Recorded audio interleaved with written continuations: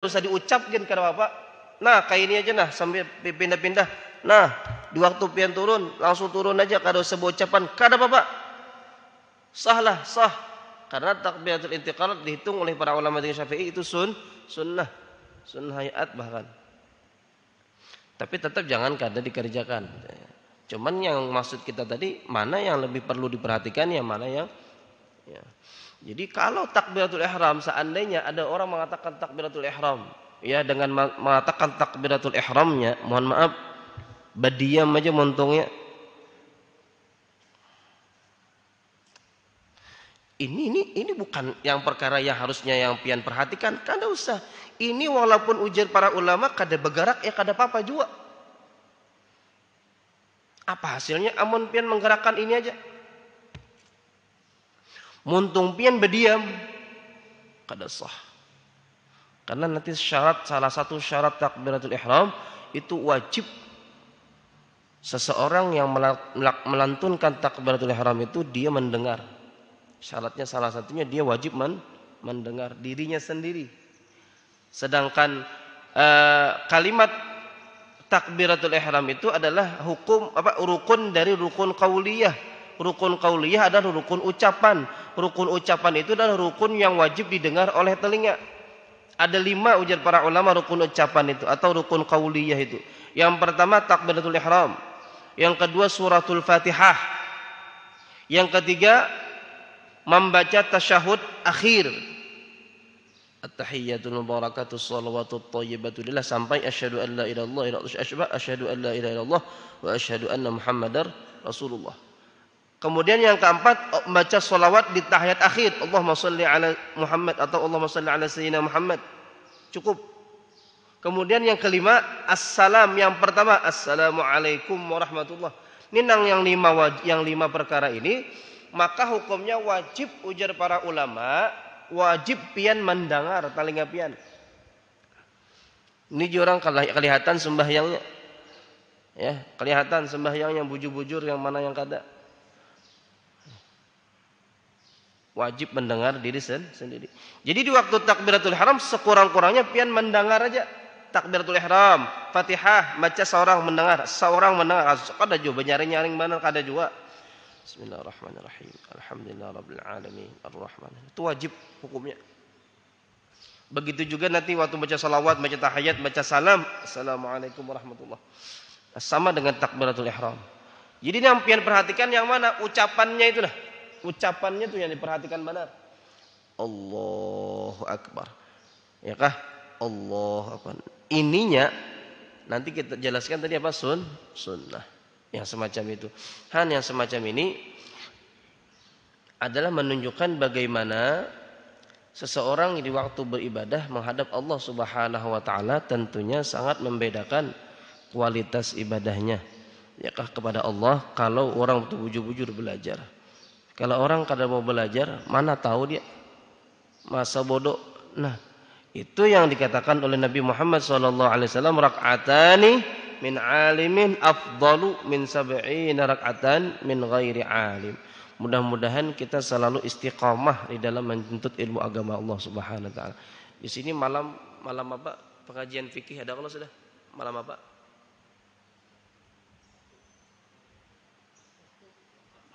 Malam Sabtu ya?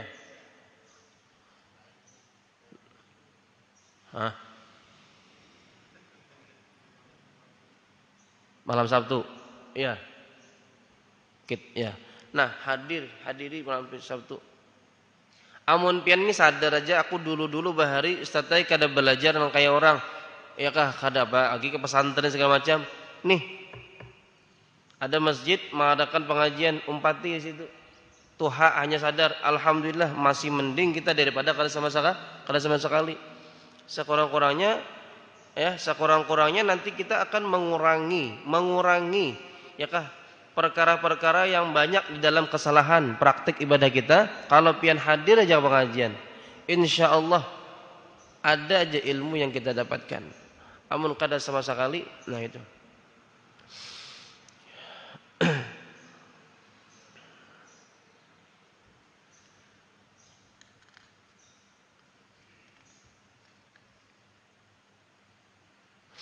Kemudian perlu juga kita ketahui bagaimana orang yang mengkaji ilmu agama ini sampai Nabi Muhammad itu luar biasa sidin memberikan motivasi itu luar biasa. Ini perlu pian ketahui bagaimana Nabi Muhammad itu sidin memberikan motivasi bagi orang yang bujur-bujur menuntut ilmu agama. Sampai diriwayatkan itu di dalam kitab karangan Imam Al-Haddad An-Nasaih Diniyah bahwa orang yang mengerjakan ujar Rasulullah, orang yang menuntut ilmu agama, belajar ilmu agama itu lebih afdal daripada orang yang sembahyang salat sunnah 1000 rakaat ya. Ini perlu kita renungkan baik-baik. Orang yang sembahyang 1000 rakaat, Pak Haji di sini. 1000 rakaat kira-kira berapa menit? 1000 rakaat itu kira-kira berapa menit? Normalnya lah, normalnya. Lawas intinya, berjam-jam pinanya. Amun kira semalaman bisa kada tuntung. 1000 rakaat Pak Haji ai. Mah Haji, 1000 rakaat pian sembahyang, pacul entuhut. Apa aja pacul itu guru aja? Pacul itu encok. Kadanya nyaman 1000 rakaat. Ya kah? Tapi dengan orang yang menuntut ilmu agama, belajar ilmu agama, ternyata di waktu yang sama orang yang mengajarkan salat sunnah 1000 rakaat, di situ ada juga orang yang mengkaji ilmu agama. Ujar Rasulullah itu lebih hebat orang yang mengkaji ilmu agama daripada yang salat sunnah tadi. Nah ini ulang katakan, mohon maaf, kalau ada orang mengkaji ilmu agama, ya kah selesai salat sunnah kita ada mengkaji, duduk mengkaji ilmu agama. Salat sunnah tadi kada usah gitu sudah. Kalau seandainya tahiyat masjid bang, ayah kada apa-apa tahiyat masjid silakan, ya kah? Tapi nanti kita mau nangsor orang mengkaji sembahyang, itu namanya kada meletakkan sesuai pada tempatnya. Ujar kita kada pas. Kecuali yang wajib ya, lain lagi perkara yang wajib. Ini yang sunnah, mohon maaf ya, yang sunnah. 1000 rakaat yang kerjakan tetap kalah dengan orang yang hanya duduk-duduk mendengarkan ilmu agama. Itu seperti itu Nabi Muhammad SAW memberikan motivasi lawan kita. Karena memang ibadah ini pada ujungnya kita harus mengkaji bagaimana cara ibadah Nabi Muhammad SAW. Amun orang beribadah kada sesuai lawan cara Nabi Muhammad SAW, mardudatun, semuanya ditolak. Man ahdatsa fi amrina hadza ma laysa minhu fahuwa raddun. Ya, sallu kama raaitumuni usalli. Kalau kalian sembahyang, ujar Rasulullah, perhatikan, lihati bagaimana cara aku sembahyang. Nah, ini akhirnya nanti dibahas lagi oleh para ulama bagaimana hakikat hadis itu. Hakikat hadis itu nanti bagaimana ulama kemudian menjabarkan. Maksudnya ujar para ulama artinya sembahyang pian amun kada mengikuti cara sembahyang Rasulullah zahiran wa batinan, maka mustahil sembahyang kita itu akan sampai di hadrat Allah Subhanahu wa taala.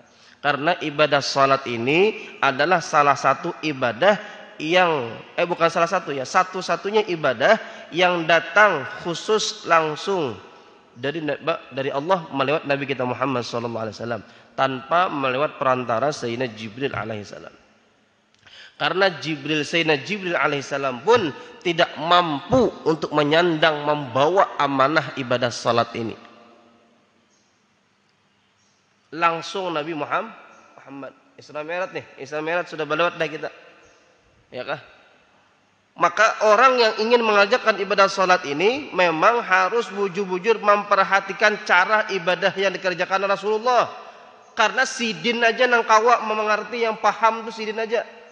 Amun pian hendak sakaka hendak pian sembahyang kada melihat cara Rasulullah, kamana pian membawa?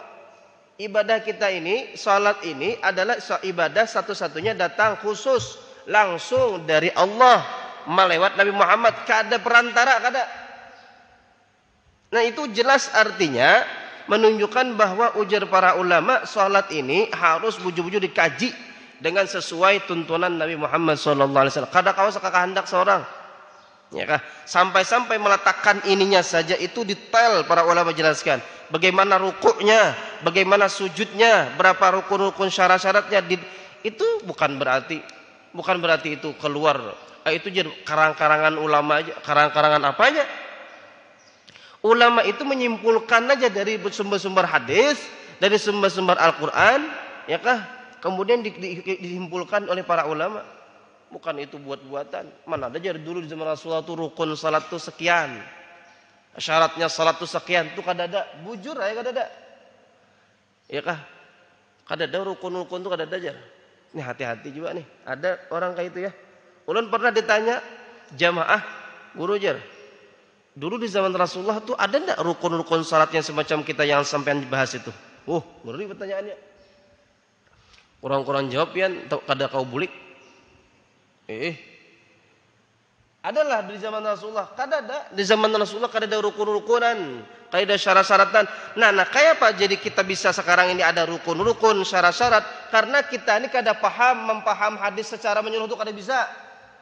Ilmunya terbatas. Hendak mengkaji ilmu Al-Qur'an aja tajwidnya kada bisa membaca belum. Pina cakah bana kita muha kaidah rukun-rukun, bujur-bujur belajar sini. Ya kah? Membaca Al-Qur'an aja kada pas. Tajwid mana nang ikhfa mana idgham mana nang kada tahu sama sekali. Ya kah? La ilaha illallah. Kayak apa kita nih hendak hafal hadisnya satu hadis dua hadis saja. Nang kayak ini kita kadang-kadang Al-Imam Al-Bukhari itu salah satu ulama yang paling dipercaya oleh para ulama, dan dikatakan bahwasanya setelah Al-Qur'an itu kalam ataupun hadis ucapan yang paling sahih adalah kitab karangan Al-Imam Al-Bukhari. Setelah Al-Qur'an loh ya. Itu ujar para ulama, Imam Bukhari saja ternyata sini berguru, bahkan sini bermazhab kepada siapa? Mazhab kepada Al-Imam Asy-Syafi'i. Yang selama ini keluar-keluar Sahih Bukhari. Itu tahu enggak Sahih Bukhari berguru bermazhab kepada siapa? Bermazhab kepada Imam Asy-Syafi'i. Imam Syafi'i yang menentukan nina rukun sekian, nina syaratnya sekian. Kenapa? Karena sidin orang yang paham di dalam mengelola hadis-hadis Nabi Muhammad SAW. Kalau wayah ini kita masaknya aja sudah, terima makannya sudah nih. Kalau mereka dulu mereka mengacak-ngacik itu segala macam. Nah, bumbu ini, bumbu itu dicampur semacam, jadilah fikih. Nyaman benar nyambat. Kalau ada rukun-rukun, memang ada. Untuk mempermudah kita umat Nabi Muhammad sallallahu alaihi wasallam supaya kadar ukuran ibadah kita ini itu sesuai dengan aturan yang dibuat oleh Nabi Muhammad sallallahu alaihi wasallam. Nah, kemudian pada akhirnya sembahyang salat kita semuanya kalau sudah kita usahakan semaksimal mungkin ya kah dengan cara yang dibawa oleh Rasulullah, maka semuanya insyaallah ya kah akan diterima oleh Allah Subhanahu wa taala. Ya kah? Dan juga kita berharap ya kah setelah itu juga kita mengatakan bahwasanya ibadah ini semuanya murni karena Allah, la haula wala quwata illa billah. Itu penting. Setelah kita usahakan, kemudian jangan sampai akhirnya itu pian lupa. Akhirnya la haula wala quwata illa billah. Itu selalu karena Rasulullah mengajarkan di waktu pian mendengarkan azan hayya 'alas shalah, itu pian disuruh Nabi Muhammad membaca la haula wala quwata illa billah. Kenapa? Karena menghadirkan hati bahwa ternyata ibadah salat yang aku kerjakan ini semuanya adalah murni pertolongan Allah. Supaya jangan mengakui diri. Kalau pian mengakui diri, kada ingat la haula wala quwata illa billah, akhirnya pian jadi syaitan yang kedua. Na'udzubillah. Mudah-mudahan terus kita istiqamah diberi oleh Allah Subhanahu wa taala dalam mencari ilmu agamanya Allah, mengkaji hukum-hukum syariat baginda Rasulullah sallallahu alaihi wasallam, dan mudah-mudahan kita selalu meminta kepada Allah agar kita senantiasa diberikan taufik, diberikan hidayahnya, sehingga kita mampu menjalankan segala perintah Allah dan menjauhi segala larangan-larangannya. Mudah-mudahan kita dipanjangkan umur dalam keadaan sehat walafiat, masuk bulan Sya'ban, diberkahi bulan Rajab, bulan Sya'ban, dan nanti dimasukkan ke dalam bulan Ramadan, kita bisa beribadah dengan maksimal, mengabdikan diri sesungguhnya kepada Allah Subhanahu wa taala. Amin. Amin ya rabbal alamin. Al-Fatihah. A'udzubillahi minasyaitonir rajim. Bismillahirrahmanirrahim. Alhamdulillahirabbil alamin. الرحمن الرحيم مالك يوم الدين إياك نعبد وإياك نستعين اهدنا الصراط المستقيم صراط الذين أنعمت عليهم غير المغضوب عليهم ولا الضالين رب اغفر لي ولوالدي آمين يا الله. بسم الله الرحمن الرحيم. الحمد لله رب العالمين. اللهم صل وسلم على سيدنا محمد الأمين وعلى آله وصحبه وبارك وسلم أجمعين. اللهم انفعنا بما علمتنا وعلمنا ما ينفعنا وزدنا علما وفقهنا في الدين وعلمنا التأويل. اللهم أغننا بالعلم وزينا بالحلم وأكرمنا بالتقوى جملنا بالعافية والسلامة. اللهم بارك لنا في رجب وشعبان وبلغنا رمضان وأعنا على الصيام والقيام تلاوة القرآن برحمتك يا رحيم يا رحمن.